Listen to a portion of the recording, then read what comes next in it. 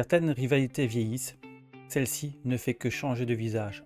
Argentine-Angleterre, 40 ans après la main de Dieu, 40 ans après le but du siècle, deux géants du football mondial se retrouvent enfin. Et cette fois-ci, une place en finale de Coupe du Monde est en jeu. C'est Scanicio et aujourd'hui, on fait l'avant-match d'Argentine-Angleterre.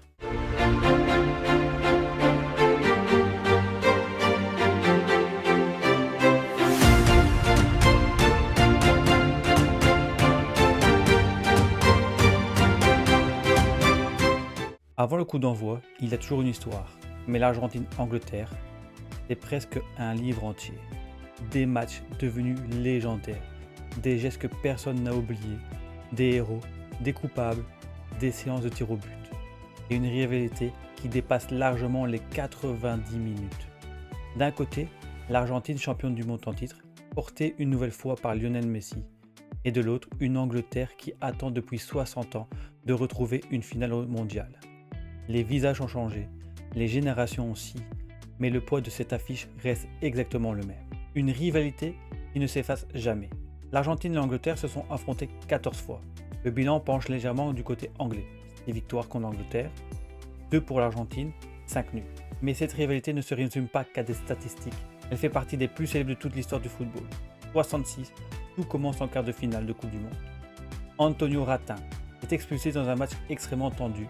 L'Angleterre s'impose 1-0 et deviendra quelques jours plus tard championne du monde. Pour beaucoup d'Argentins, c'est le début de cette rivalité. Au Mexique 86, 20 ans plus tard, Diego Maradona transforme cette affiche en légende. En 4 minutes, il inscrit d'abord le célèbre but de la main de Dieu, puis le but du siècle après traverser toute la défense anglaise. L'Argentine s'impose et remportera ensuite la Coupe du Monde. En 1998, en France, Michael Owen inscrit un but exceptionnel, mais David Beckham est expulsé après un geste sur Diego Simeone. L'Angleterre résiste avant de tomber au tir au but. Beckham devient alors le symbole de cette élimination. 4 ans plus tard, David Beckham prend sa revanche. Il inscrit l'unique but du match sur un penalty.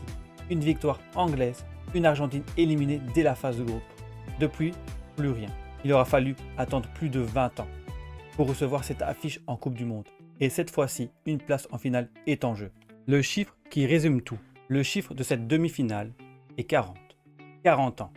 40 ans que le football associe cette affiche à Diego Maradona, la main de Dieu et le but du siècle. Deux actions qui ont traversé les générations.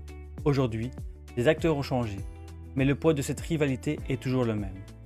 Et cette fois-ci, ce ne sera plus Maradona ni Beckham, mais peut-être le dernier grand rendez-vous de Lionel Messi face à une Angleterre qui rêve enfin de retrouver une finale mondiale. Deux géants, deux histoires. L'Argentine, c'est tout simplement l'une des plus grandes nations de l'histoire de la Coupe du Monde. Triple championne du monde en 1978, en 1986 et 2022. Cette demi-finale est déjà la 7e de son histoire. Et surtout, l'Albi-Céleste a souvent transformé ses rendez-vous en finale. Elle en a déjà disputé 6. Autrement dit, lorsque l'Argentine atteint le dernier carré, elle est rarement de passage. L'Angleterre, son histoire est très différente. Les Three Lions n'ont remporté qu'une seule Coupe du Monde, c'était en 1966, à domicile. Depuis, les générations se sont succédées. Lineker, Gascoigne, Beckham, Rooney, Harry Kane, Bellingham, mais aucune n'a réussi à ramener le pays en finale. Cette demi-finale est seulement la 4e de son histoire, et peut-être la plus importante depuis 60 ans. Alors, d'un côté, une nation qui sait gagner des grandes compétitions, de l'autre, une équipe qui court après son histoire depuis plusieurs générations. Mais dans une demi-finale, les trophées ne marquent pas des buts. Deux styles, une même ambition. Si l'Argentine est encore là, c'est parce qu'elle sait parfaitement gérer les grands rendez-vous. Même lorsqu'elle souffre, elle trouve toujours une solution. Messi continue d'éclairer le jeu. Déjà 8 buts dans cette Coupe du Monde. Autour de lui, Julián Álvarez multiplie les appels. McAllister et Enzo Fernandez contrôlent le milieu. Et Martinez reste toujours aussi décisif lorsque son équipe vacille. L'Angleterre, elle avance différemment, plus direct, plus physique, mais surtout, elle possède peut-être le milieu le plus complet du tournoi. Jude Bellingham enchaîne les prestations de très haut niveau, Harry Kane apporte son expérience, et lorsque les Three Lions accélèrent, ils deviennent extrêmement difficiles à contenir. Ils viennent d'ailleurs le montrer face à la Norvège qu'ils savent aussi gagner dans la douleur. Au fond, cette demi-finale oppose deux générations. L'une veut prolonger son règne, l'autre veut enfin écrire sa propre histoire. Mais si ces deux équipes possèdent autant de qualités, elles ne sont pas pour autant parfaites. Et c'est peut-être là que cette demi-finale se jouera. Les failles qui peuvent contrôler une finale. J'ai rajouté cette rubrique pour Argentine-Angleterre parce que ces deux équipes ont souffert par moments, même beaucoup, et elles arrivent toujours à s'en sortir. Une demi-finale ne se gagne pas uniquement grâce à ses qualités. Elle peut aussi se perdre sur des défauts. Et ni l'Argentine ni l'Angleterre n'arrivent ici sans quelques failles. L'Argentine a parfois donné le sentiment de maîtriser ses matchs avant de se mettre elle-même en difficulté. Face au Cap-Vert, contre l'Égypte, contre la Suisse.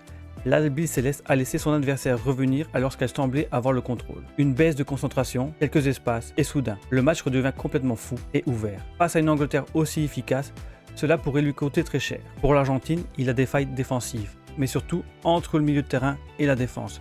Et dès qu'on arrive à ouvrir le jeu, en fait, il y a beaucoup d'espace qui se crée derrière. L'Angleterre, elle, n'a toujours pas convaincu dans le jeu.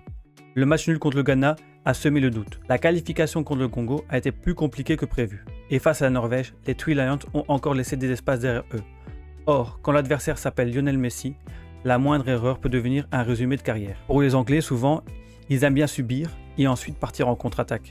Ils l'ont déjà démontré beaucoup de fois, que ce soit contre la Norvège, malgré qu'ils se sont fait dominer, et malgré qu'il y a un très bon milieu de terrain, il y a des espaces aussi qui se créent entre le milieu de terrain et la défense. Au fond, les deux équipes possèdent une faiblesse commune, elles savent souffrir, mais elles laissent aussi penser qu'elles peuvent être punies. Dans une demi-finale, une seule erreur suffit parfois pour rentrer à la maison. Les batailles qui peuvent tout changer. Mais une demi-finale se décide souvent dans quelques duels. Tout d'abord, tout le monde l'attend. Lionel Messi face à Declan Rice. Messi n'a plus besoin de courir 50 mètres pour faire la différence. Une passe, un contrôle, une ouverture, et tout un match peut basculer.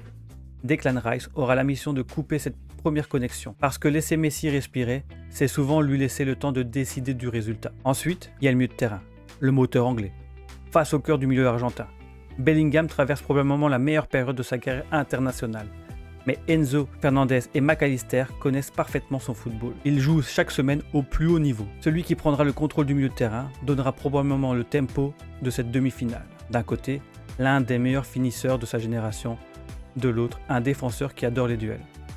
Romero cherchera à sortir Kane de son match. Kane cherchera à profiter de la moindre seconde d'inattention, et dans un match aussi fermé, un seul ballon peut suffire. Avant de terminer mon avant-match, on passe par mon 11 combiné.